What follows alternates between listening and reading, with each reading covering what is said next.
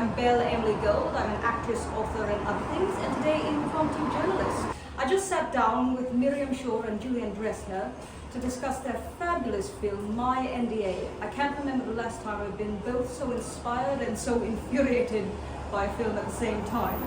It just had its international premiere at the Edinburgh International Film Festival, and it discusses the dangers and the darker side of non-disclosure agreements and follows three brave individuals who came forward with their stories in deciding to break their non-disclosure agreements.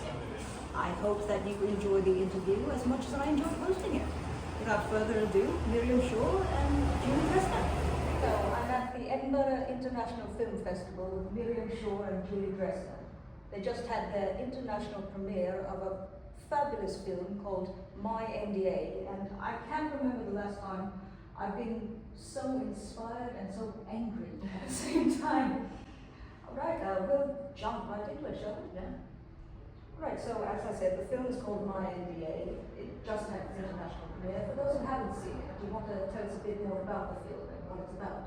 Sure. My NDA follows three people who were so upset about being silenced by NDAs that had been weaponized to keep them from speaking about things that happened to them, in their own lives, that they contemplate breaking them. It's an observational film, and we set out to show what it feels like, what the human impact of having an NDA weaponized to cover up harassment, discrimination, and unlawful activity in your own life.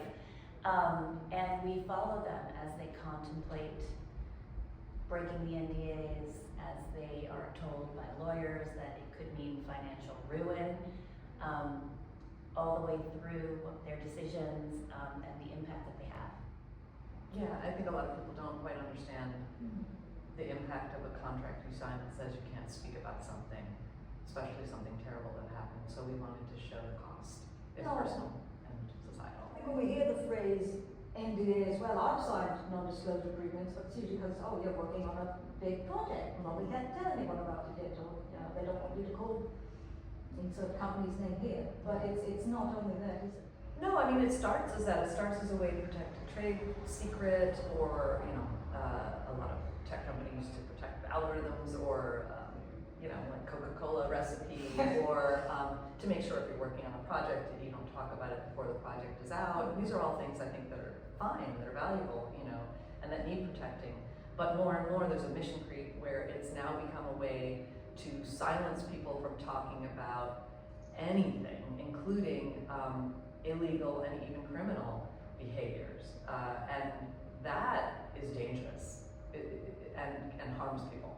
And so and it's become so normalized that I don't think we're really investigating how and why and where and when. Asking all the questions we should ask, because the first rule of NDAs is don't talk about NDAs. Mm-hmm. So one thing I love about this film, and why I was so excited doing this, and thank you both again, I really appreciate it, is it's representative in its fruition of a shared drive, I believe a lot of artists, journalists, activists, some politicians have.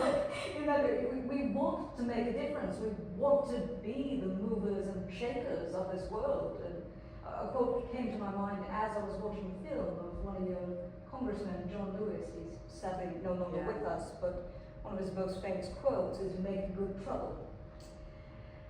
But the thing with trouble is there are consequences, and there are genuine ones. And this non-disclosure agreements, we learned that they affect people in all industries, not just the arts. Content, as we just said, isn't just limited to big secret no one can know. So what did these individuals risk by sharing their stories? And conversely, what do you feel the world may have gained from them doing so? I mean, that's the crux of the whole film, which is, what is the power of the story? And I think people understand that if you can control the narrative, you can control everything. But you shouldn't, I don't think powerful entities, individuals, corporations should be the ones that get to decide the narrative, right? That should be a collective experience and we should all have some say in the narrative of our own lives. So yeah, I mean, the cost to an individual if they speak out when they sign the contract saying they can't, is usually financial, but it is also what I think people that hope our film makes clear, it is a deep emotional cost to remain silent when something terrible has happened to you. The only way to process it is to talk about it on a personal level. And if it's a safety issue, if it's an accountability issue, it's important for societally to get those stories out, right? So we can change things, or we can hold people accountable. So the powerful entities that silence people can also crush them financially. They can ruin a person's life, and they do and have and continue to. But the stories themselves can bring about great change, and that's what the film also shows. I mean, if Voma Ozoma, when she speaks out and her story gets out there, she's able to change the law in California. You know, that made me cry in the film. I won't spoil it, but there's a very nice payoff there. It was very, very heartening. Yeah, and the personal healing that happens, I think, to all of them when they finally do get to speak out is visceral, I think. Even the anonymous one, I love the technical bit you did there. Again, I don't want to spoil anything because I want people to go see the film, but that was very creative work. I've never seen a person who can't be shown quite shot in that way. Yeah, we worked with an incredible graphic artist, Spencer Haley, and that is his artwork, his work there. And we told, we talked about it, and we wanted to actually emphasize the fact that she could not be on camera. Yeah. We didn't want to, de-emphasize it. We wanted people to understand, that they do not get to see her because she cannot share her story. Yeah, it's, and like Matt Range, the journalist in there, says it's almost like they're trying to erase what happened to you. And so I think that was an interesting way of looking at it, and I think in a way we showed that erasure, tried to visually show that erasure in some way and get at that. Well, it helped make her feel like a real person in a way. I think more so than just a blurring of the voice and a shadow would have done. Yeah. So what inspired you to make this film? Because Miriam, you're primarily an actress, so did you know this was going to take 6 years, or was that just... I don't think there's any way to know really exactly. I mean, the way we made this film, there was sort of no way to know how long it would take because we were following multiple stories, some of which you'll never see and didn't make it into the film. So no, we didn't know. I think if you know how high the mountain is before you start the climb, you might not start climbing it. That is the answer in a nutshell, folks. So you just believe that you'll get there, and you keep going. And then when you get to the top, you're like, that was such a big mountain. I did not know that was going to be that. My way in was I signed lots of NDAs as an actor. But I signed one in particular that was very much about making sure I couldn't talk about someone else's behavior, and that felt so strange, and most importantly, so normalized to everyone around me. And I thought, no, we should be upset by this. We shouldn't find it to be mundane. We shouldn't find it to be normal and standard and all those things. We should be talking about it. And that felt outrageous to me. And so it's heartening to hear you say you were infuriated, because that was something I wanted to, we wanted to make a film to make people have an emotional response in that way.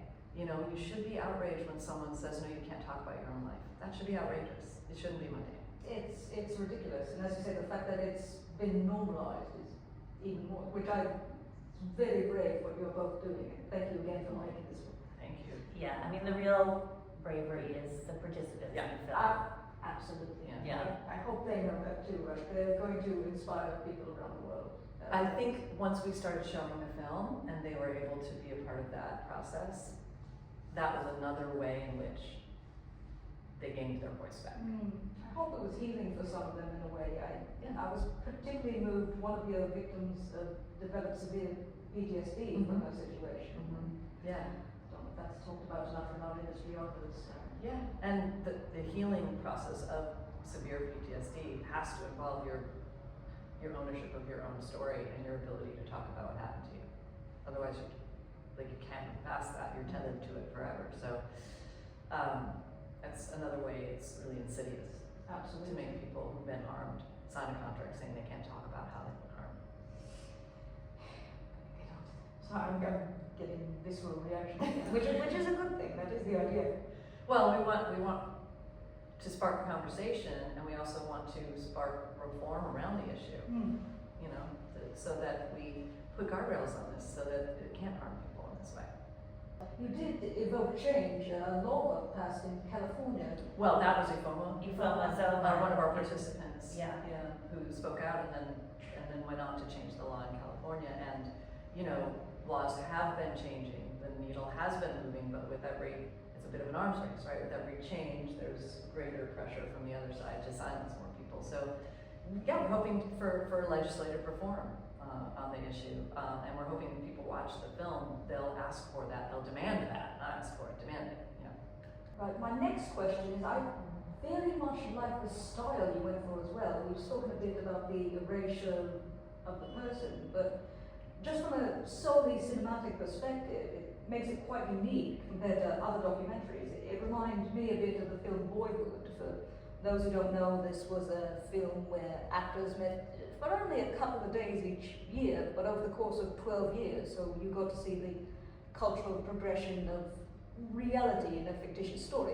Of course, My NDA is a true story. The victims are all real people who the events happened to, but you got to see their reaction in real time, the trauma, the victories, consequences. So was that a stylistic choice going in, or did it evolve? Yeah, for sure. Very, for sure.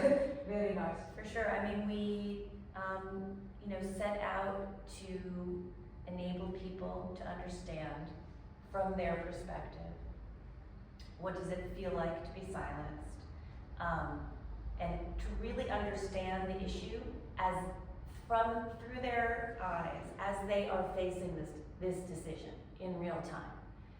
And on one hand, you hear, as they hear it, you could face terrible financial, repercussions if you break your NDA. And on the other hand, you are understanding why they nonetheless decide to take that major risk, because they feel they can't heal if they can't speak about their own stories. And I think even more importantly, they know that other people remain at risk.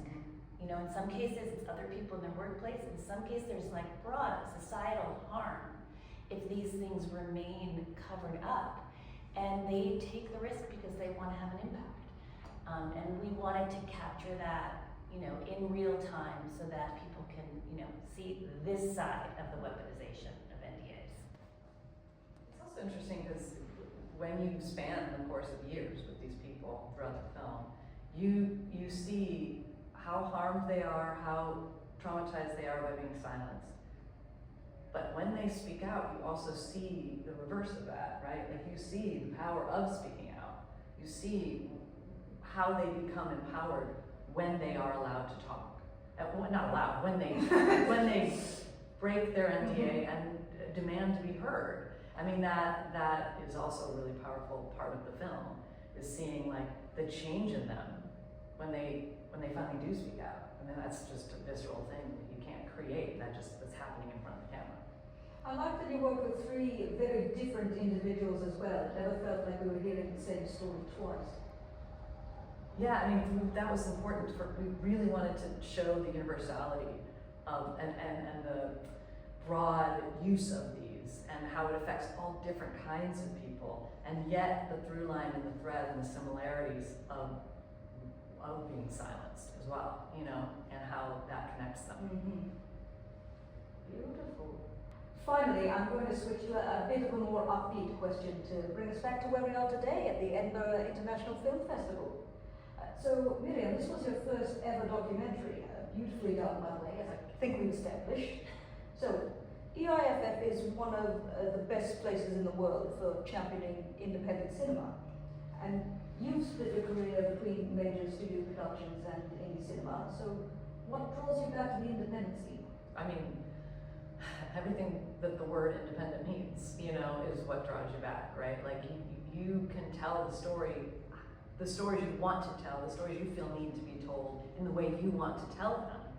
And more and more there are fewer and fewer more powerful gatekeepers that allow your stories to get out there. And so that makes independent film even more essential, because the smaller the gate and the more powerful the gatekeeper, the fewer stories you're going to hear. And independent film is the remedy to that. Those are the films I love. Those are the stories that feel so important when I see them, and so I'll always, I think, try to be a part of it. You know, we can't lose it, because then we lose, just like the film that we made. We lose stories that we need to hear. Oh, you're going to make me cry. I still have to ask Julie her part of the question. So, Julie, somewhat similar question. You're not just a lifelong supporter and creator of independent documentaries and indie cinema, Emmy nominated, by the way, folks. So. But you're a fierce activist for social justice and change, and you've never shied away from holding a mirror up to the, shall we say, lesser angels of our nature. So what influences the projects you take on? I mean, I guess I do relate to the participants in our film. You know, I want to have an impact. I mean, we made this film, you know, not as entertainment, but because we want to make impactful journalism. And, you know, the way I do that is I collaborate with, help tell the stories of, you know, people who are themselves, you know, working as activists. That's often who I'm working alongside when I'm making movies. I think that really wraps us up perfectly, because, as I said, I really appreciate both of you doing this, and part of why I wanted to talk to you two so much specifically is I went into the arts myself, not that I'm famous, I was like, oh, it's that girl that everyone knows, but I want to make a change, I want to make a difference. I think worldwide we underestimate how much the arts genuinely do mean to people. But your film showed me this as well. Change, it happens in increments. It's you can't move the needle all the way overnight, but I do think we can do it, and I think you two are both doing it, and I mean that from the bottom. Thank you so much. Thank you. Thank you. That means a lot. I agree with you. Well said.